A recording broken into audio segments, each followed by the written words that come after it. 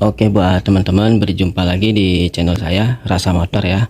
Semoga yang sudi subscribe dan like, saya ucapkan terima kasih. Semoga diluaskan rezekinya dan dipanjangkan umurnya.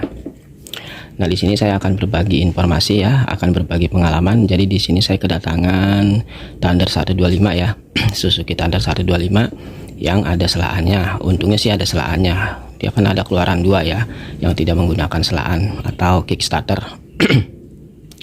Nah, di sini si pemilik motor ini dia beli second, motor ini hidup normal lah. Nah, lalu dipakai berapa hari atau berapa minggu, tiba-tiba motor ini mati ya, Nah, lalu dia belikan aki baru ya, Nah, di sini akinya lagi saya cas. Dia belikan aki baru. Motor ini starter enggak hidup, sen juga enggak hidup ya. Untuk mesin hidup ya, untuk kelistrikan bagian pengapian ya, bagian coil itu hidup ya. Jadi dia menggunakan dia beli aki yang barulah motor ini bisa hidup. Dikarenakan aki yang lama itu ngedrop parah, karena untuk jenis Thunder 125 ini dia menggunakan kelistrikan DC ya. Nah, jadi kelistrikan dia semua menggunakan dari aki ya. Nah, lalu dibawalah ke tempat saya, lalu saya cek kelistrikannya. Jadi yang pertama yang harus kita lakukan pengecekan itu dari bawah ya, dari spool ya. Jadi yang perlu kita lakukan pengecekan dari spool dulu.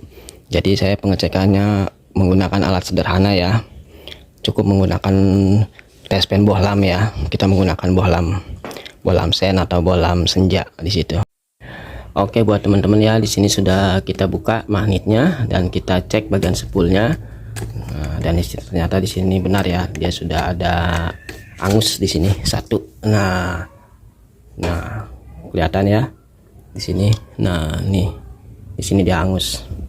Makanya untuk kabel yang satu dia tidak mengeluarkan arus. Nah, kabel yang dua mengeluarkan arus tapi kecil banget ya, redup banget. Nah, di sini si pemilik motor ini sudah membelikan spool ya. Nah, di sini sudah membelikan spool ya. Ya, ini kalau untuk harganya ini asli ya. Lalu untuk barangnya juga saya sudah cek tadi. Nah, saya sudah cek. Nah, barangnya asli ya. Nah, seperti ini ya tampilannya. Nah, dia satu set dengan pulser ya. Nah, di sini kita akan lakukan pemasangan dan kita akan cek lagi menggunakan bohlam seperti tadi ya.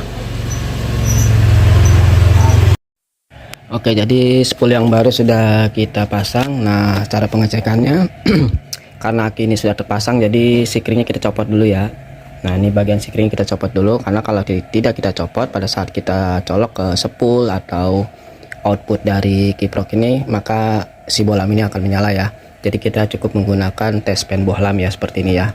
Jadi yang satu kita tempelin ke masa ya, yang satu lagi kita tempelin ke spool ya, kalau untuk mengecek bagian spool. Nah, ini kan kita sudah melakukan pergantian spool yang baru ya.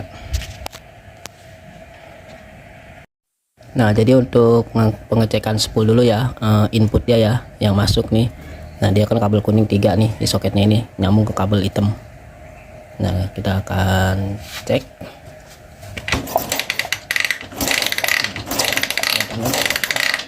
Hidup ya di sini. Nah, ketiga-tiganya harus hidup dia. Ini hidup. Nah, lalu kita cek keluarnya, outputnya yang dari kiprok ke aki ya. Nah, ini kita tempelin dulu ke masa, copot ya. Nah, sekarang yang ke aki. Nah, ini akinya sudah kita copot ya. Nah, kelihatan tadi hidup ya.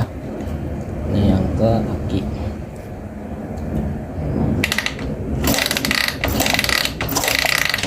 Sekarang kita akan pasang ya, kita akan hidupkan. Oke, di sini sudah kita rapikan. Nah, sekarang kita tes. Untuk sen udah hidup ya. Tuh, ini sen kanan. Nah, ini sen kiri, klakson udah hidup. Ini dari klaksonnya. Starter udah hidup, oke. lampu juga hidup udah. Nah ini lampu dekat ya. Ini suaranya mesinnya agak kasar sedikit ya, karena kita tidak bongkar mesin ya, tidak memperbaiki mesin. Di sini kita memperbaiki kelistrikan.